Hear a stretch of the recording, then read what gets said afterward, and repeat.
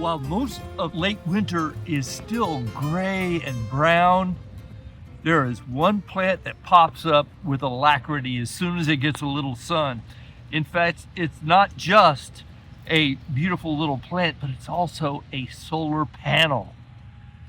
We're going to talk more about that and also some tips for success. Today we're looking at the Winter Aconite, Eranthis hyemalis, a native of France, Italy, and parts of the Balkans, but it has spread throughout Europe, and it is a lovely plant that will naturalize for you as well.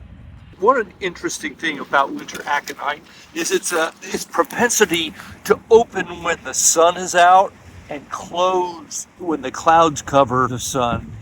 This is called Nyctinasty, and it is to maximize the exposure to pollen gathering insects, and they're probably not honeybees, although on a day above 50 degrees you'll get some honeybee activity.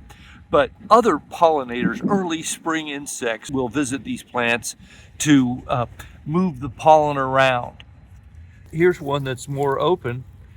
Again, it's in the sunshine, and it's opening up. Isn't that beautiful? That yellow color is indicative of many of the plants in the buttercup family, Ranunculaceae. But don't let that name fool you. Buttercup sounds like it might be delicious, but they're actually poisonous. There is a poison in these plants, and you should not plant these where you have kids who might be curious, or pets who might like to chew on plants.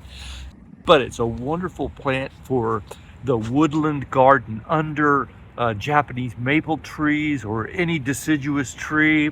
And the beautiful thing about Eranthis is that it comes up in very early spring, blooms, and then disappears for the rest of the year. It gathers all it needs to live through the year in just a few weeks of life in the spring. So by the time your hostas are ready to fill in the spot, the Winter Aconite has already disappeared. It's a great plant for interplanting among those shade perennials.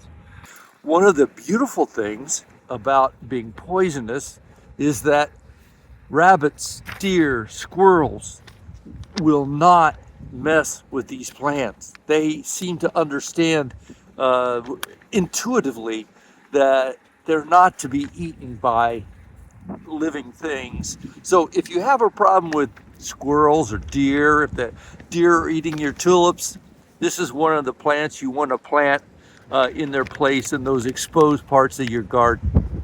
Next, we'll talk about the secrets to success for growing Winter Aconite. But first, real quick, if you're interested in these deep dives into what makes our gardens tick, what gets our plants happy, why maybe they're not doing so well, please click on the subscribe button. We'd really like you to join us.